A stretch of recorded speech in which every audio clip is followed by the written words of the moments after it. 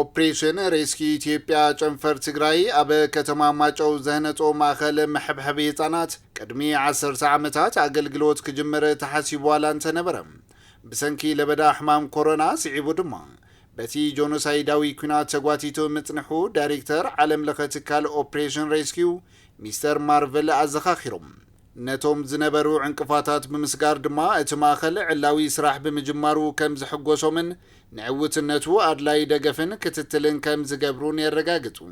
This new center was a plan first discussed in 2016. እዚ ሕዚ ተኸፍቱ ዘሎ ማእኸል ቅድሚ 10 ዓመታት ብኣቋፅረ ፈረንጂ 2016 እዩ ክኽፈት ተሓስቡ ነይሩ። ብድሕሪ ኮሮና መፁ። ቀፅሉ ድማ ኩናት ኣጋጥሙ። እዚኦም ብምልኦም ከበድቲ ፈተናታት ኮይኖም ፀንሖም። ድሕሪ ሰላም ውዕሊ ፕሪቶሪያ ግን እዚ ደስ ዝብል ማእኸል መሐብሐቢ ከፊትና ነመርቕ ኣለና። እዚ ድማ ናይ መጀመርያ ምዕራፍ ከም ዘይኮነ ኢና ንቆፅሮ። ህፃናት ተሓጊዞም ኣብ ዝሐሸ ብርኪ ንኽበፅሑ ክንሰርሕ ኢና።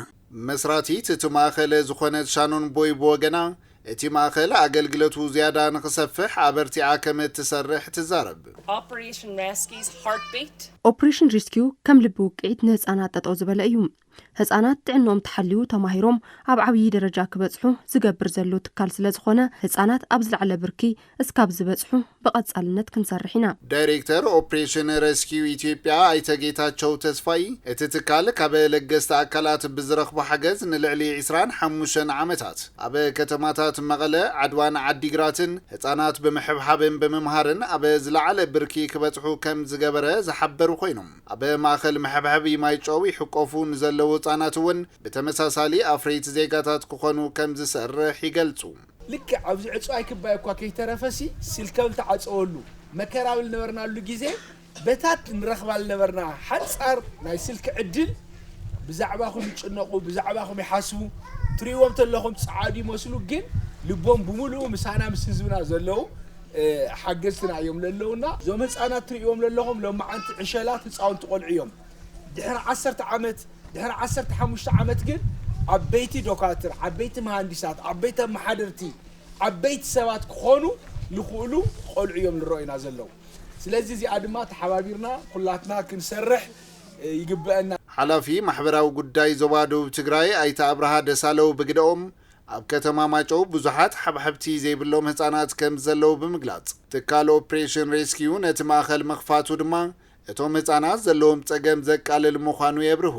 አቦይኖ ዘይብሎም 80 ህፃናት ኣለው ኣብ ከተማ ማጨው ሓድኡ ወላዶም ሳኑ ካብ 600 ሳሾሞንተ አቦይኖ ሓልይዎም እውን ኣብ ፀገም ኩነታት ዝረኽቡ ህፃናት ብርክት ዝበሉ ኣለው።